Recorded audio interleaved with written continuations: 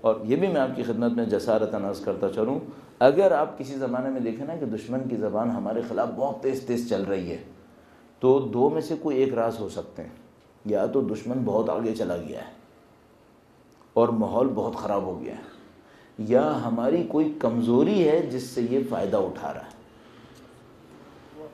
اس کا ضرور جائزہ لیجئے گا، ہماری کوئی ایسی کمزوری نہ ہو جس سے یہ فائدہ اٹھا رہا ہو۔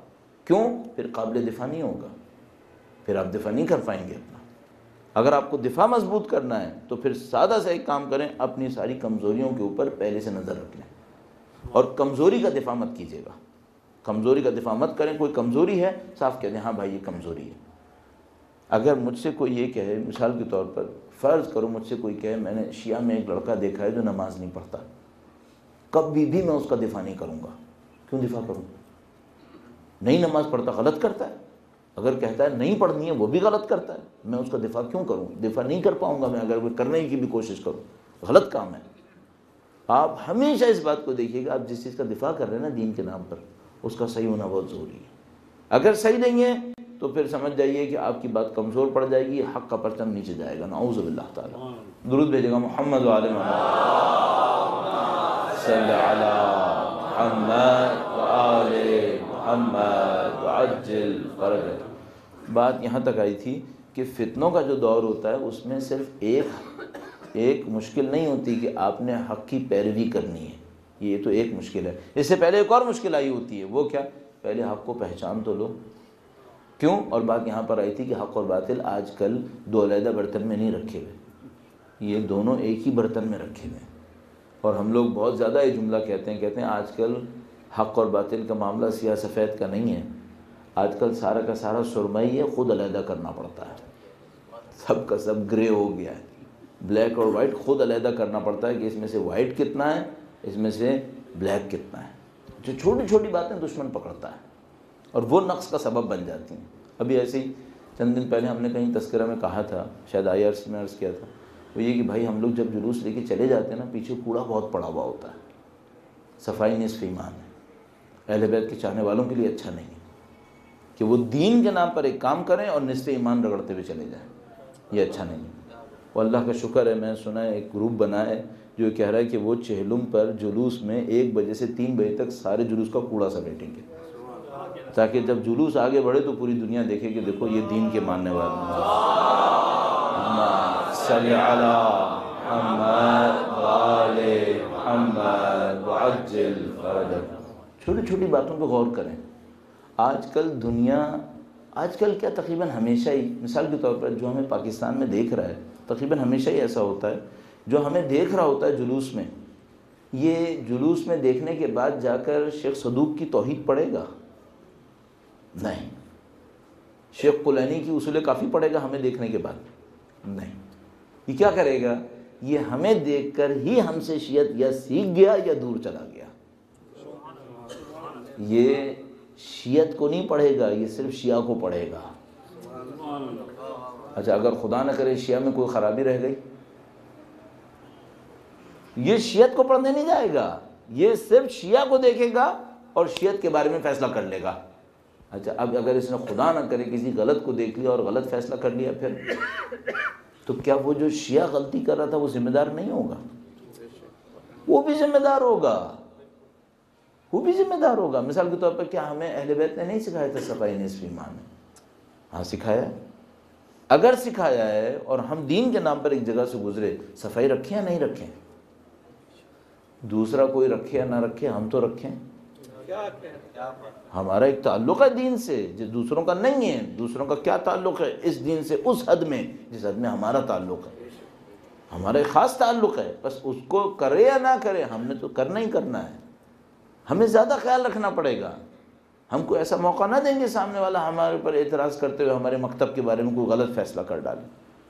تو اعزان محترم ہمیں بہت خیال کرنا پڑے گا۔ اور میں جب اس کو سوچتا ہوں تو پھر مجھے ہمیشہ ایک بات اور چپتی ہوئی سمجھ میں آتی ہے جو ہمارے کام کو اتنا اچھا نہیں دکھا پاتی جتنا اچھا اس کو دکھانا چاہیے تھا۔ میں آپ کی خدمت میں عرض کرنے کی جسارت کروں گا، درود بھیجے گا محمد وعلی محمد صلی علی محمد وآل محمد وعجل فرج۔ اچھا، ہم گفتگو میں معمولاً ہم انسانوں کے ساتھ ایسا ہوتا ہے کہ ہم لوگ جب کسی ایک پوائنٹ کے اوپر گفتگو کر رہے ہوتے ہیں تو اس کی 180 ڈگری ایک اور پوائنٹ ہوتا ہے، اس کے اوپر توجہ نہیں دے پاتے. ایسا ہوتا ہے ادھر توجہ دے رہے ہوتے ہیں، ادھر سے توجہ نکل جاتی ہے. مثال کے طور پر جو عرف عام میں مثال رائج ہے، اب یہاں پہ ایسا ہو گیا ہے کہ اگر کسی کے سامنے آپ نے بہت زیادہ کہا نماز پڑھو نماز پڑھو نماز پڑھو، تو پتہ نہیں کیوں بیک آف دا مائنڈ وہ سوچنے لگتا ہے اس کا مطلب ہے یہ اذان کو اتنی اہمیت نہیں دے رہا ہے. پتہ نہیں کیوں، جبکہ دونوں کا کوئی ٹکراؤ نہیں ہے، لیکن معاشرے میں یہ ہونے لگا کہ اگر اس طرف توجہ دی تو وہ سمجھنے لگتا ہے اس طرف توجہ نہیں دے رہا ہے. اچھا یہ کس نے کہا بھائی؟ ایسی کوئی بات نہیں ہے، لیکن بس معاشرے کے اندر ایسی چیزیں بن جاتی ہیں. اب ایک بات تصور کریں، یہ جو جلوس ہے یہ عوامی ہے یا خاص طبقے کے لیے ہے؟ یہ عوامی کام ہے، یہ طبقات کا کام نہیں ہے. اصل جلوس کی اسپرٹ ہماری یہ ہے کہ اس میں سب نے آنا ہے، سب نے آنا ہے، یہ عوامی کام ہے. جیسے ہی آپ کہتے ہیں نا عوامی کام ہے، پھر ایک اور مشکل آتی ہے، نظم و ضبط ہوگا یا نہیں ہوگا؟ اگر خاص کلاس آتی ہے نا اس میں نظم و ضبط رکھنا آسان ہوتا ہے. مثلا فرض کریں آپ نے ایک جگہ پہ بلائے، سب سارے جو ہے آپ نے بلائے ماسٹرز کیے ہوئے بچے. اچھا ماسٹرز کیے ہوئے بچوں کا مطلب یہ کہ اس نے تقریباً 16 سال تعلیم حاصل کی ہے. 16 سال تعلیم حاصل کرنے کے بعد اس کو اسکولز میں کم سے کم یہ پتہ چل گیا ہوگا کہ لائن کیسے لگتی ہے. انڈرسٹینڈنگ یہ ہے ہماری. البتہ ہمارے یہاں بڑے اچھے اچھے ماسٹرز کیے ہوئے پڑھے جن کو ایم لکھنا نہیں آتا، یہ بھی ہے ہمارے یہاں، لیکن وہ ایک علیحدہ معاملہ ہے. زیادہ تر کی بات کر رہا ہوں، ماسٹرز جو کیا ہوا ہے 16 سال اس نے پڑھا ہے تو اس کو کچھ آرگنائزیشن سمجھ میں آ گئی ہوگی. صحیح، اس کو آرگنائز کرنا آسان ہے. صحیح ہے. اچھا اب آپ نے کیا کیا، ماسٹرز کی قید نہیں ہے، جو جیسا بھی ہے جہاں کہیں بھی ہے سید الشہداء کے جلوس میں آئے، اور ہماری دعوت یہی ہے. یہ عوامی کام ہے، یہ خصوصی کوئی کام نہیں ہے. کوئی انویٹیشن پہ نہیں آتا، خود سے اپنے گھر سے آتے ہیں. یہ ہمارا تو رہا امتیاز ہے الحمدللہ رب العالمین، اور یہ خوبی ہے ہمارے یہاں. میں ایک دفعہ پاکستان سے باہر ایک جگہ پہ تھا، بہت دور دراز کی ایک جگہ، وہاں پہ جلوس نکلنے لگا تو جلوس کے چاروں طرف رستہ بنایا ہوا تھا. انہوں نے کہا تھا صرف ہمارے ممبر اندر آئیں گے. تو میں نے کہا بھائی یہ جلوس کی اسپرٹ کے خلاف ہے، یہ جلوس کی اسپرٹ کے خلاف ہے. جلوس کی اسپرٹ کیا ہے؟ سب آئے اندر. ہاں یہ ایک علیحدہ مسئلہ ہے کہ آپ کہہ رہے ہیں بھائی ہمیں سیکیورٹی کا خیال رکھنا ہے، چیکنگ کرنی ہے، یہ سب باتیں بالکل صحیح ہیں، آپ چیکنگ کر کے، لیکن آپ یہ کہیں اندر آئیں گے ہی وہ جو ہمارے ممبر ہوں گے، نہیں، یہ بات غلط ہے. جلوس کی اسپرٹ یہ ہے کہ سب اندر آئیں گے. ہاں اندر آنے کے لیے آپ چیکنگ کروا لو، یہ کوئی مسئلہ نہیں ہے. اچھا اب ہمارے سامنے ایشو کیا ہے؟ جلوس کی اسپرٹ کیا ہے؟ عوامی ہے یا خاص کام ہے؟ عوامی ہے. اب دوسرا مسئلہ یہ ہے، یہ جلوس ہے مولا امیر المومنین کے چاہنے والوں کا، اور مولا نے فرمایا اوصیکم بتقوی اللہ ونظم امرکم. ان کے نام پہ درود بھیجے گا محمد وعلی صلی علی محمد وآل محمد وعجل فرجہ. صاحب اب دو چیزیں ٹکرا گئیں.